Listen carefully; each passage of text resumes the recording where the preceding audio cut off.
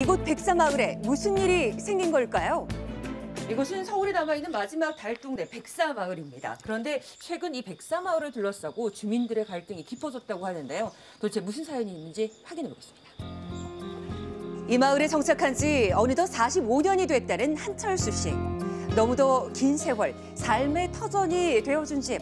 요즘 특히나 감회가 새롭다고 합니다. 지금까지 힘들게 살아왔잖아요. 여기 마지막 달동네. 네. 모든 게 좋지. 마음 편하고 아이고 지금까지 고생했는데 좋은 집으로 가는구나. 사글사 30만 원, 10만 원짜리 살다 이 집을 사갖고 올 때 얼마나 좋았겠어. 애들 둘을 데리고. 45년 전 큰맘 먹고 구입한 집이 이제야 빛을 보게 됐다는 겁니다. 현재 이게 빨리 되기는 돼야 되고 이게 자꾸 미뤄지면 어쩔까 그런 것도 걱정이요. 75%가 이주를 했는데 네네. 그럼 나머지 25%지. 빨리 나갈수록 공사가 빨리 진행이 되는 것이고 그렇지. 늦을수록 지연되는 것이고. 이 부부에게 찾아온 희망, 그 이유는 대체 무엇일까요? 바로 재개발 소식 덕분인데요. 백사마을의 재개발 소식은 조금 특별합니다. 1967년부터 철거민이 모여 형성된 마을인 백사마을. 그동안 재개발이 시급했지만 그린벨트로 묶여서 쉽지 않았는데요. 2009년 그린벨트 해제 이후 마땅한 시공사를 찾지 못해 12년간 표류하다 드디어 재개발이 시작되는 겁니다. 지금 단계는 물론 시작은 오래됐지만 재개발 추진이 한 20년 이상 됐지만은 급속도로 발전한 게 한 3, 4년 정도 됐어요. 평범한 달동네인 이곳. 하지만 재개발이 될 경우 그 가치가 남다르다고 하는데요. 우리나라 3대 학군이 있잖아요. 목동학군, 대치동학군, 은행삼거리, 중계동학군. 그래서 이제 중계동이나 상계동, 노원구는 최근에 오르기 시작한 거고 선호하는 지역이죠.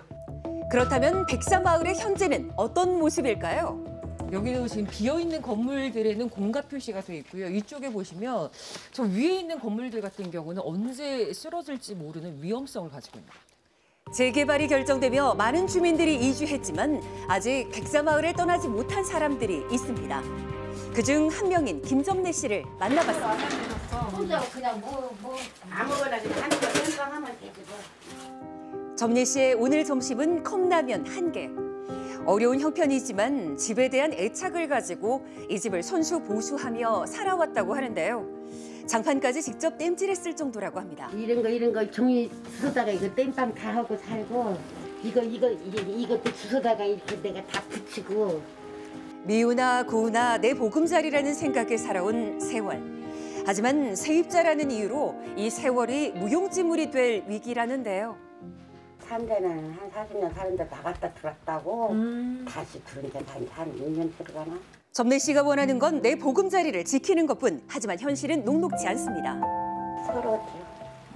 재개발한다고 사무실에서 벼달라고 그러는데 난 돈 없어서 임대 아파트 내 돈으로 가야 된다는데 돈 없어서 못 나간다고. 이 혼자 몸뚱아리 어디 좀 단 조그마한 거 하나만 있으면 되는데 이렇게 힘들구나. 이 집이 사라진다면 서울을 떠나야 한답니다. 어쩌면 다른 지역에서도 영영 집을 찾지 못할 거라는데요. 세입자분들 같은 경우는 거의 똑같은 처지라고 이제 볼 수 있고요. 서울에서는 전셋집 하나를 얻는 것도 사실은 힘든 실정이거든요. 근데 어디로는 가야 되는데 지금 막막하다라고 하시는 분들이 굉장히 많고요. 벼랑 끝까지 밀려난 세입자들. 과연 대책은 없을까요?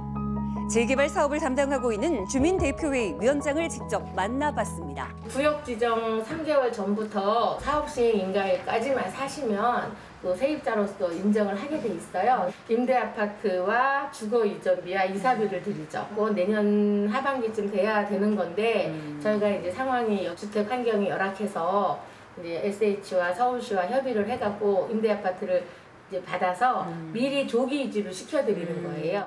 세입자들이 불이익을 보지 않도록 여러 혜택을 제공할 예정이라는데요. 하지만 이런 혜택에도 이곳을 쉬 떠나지 못하는 사람들.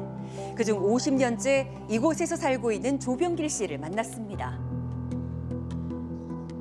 비가 새서 여기 쓰려고 이렇게 나이트 갖다 이렇게 막았어요.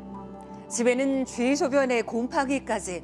이 낡은 집을 떠나지 못하는 이유라도 있는 걸까요? 막막한 것도 막막하고 눈한테 깜깜하죠. 1,000만 원 사는데 1,000만 원 갖고서 어디들 못 들어갑니다 도대체. 최소 5천 이상 가져야만이 전세를 들어가거든요. 근데 무슨 뭐 경제적으로 능력이 있는 것도 아니고.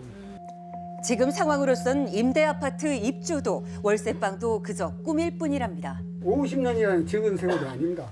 여기서 완전히 정이 들은 거예요. 그리고 쫓겨나는 기분이고 또 세입자 대책을 세워주고서 그렇게 하는 것도 아니고.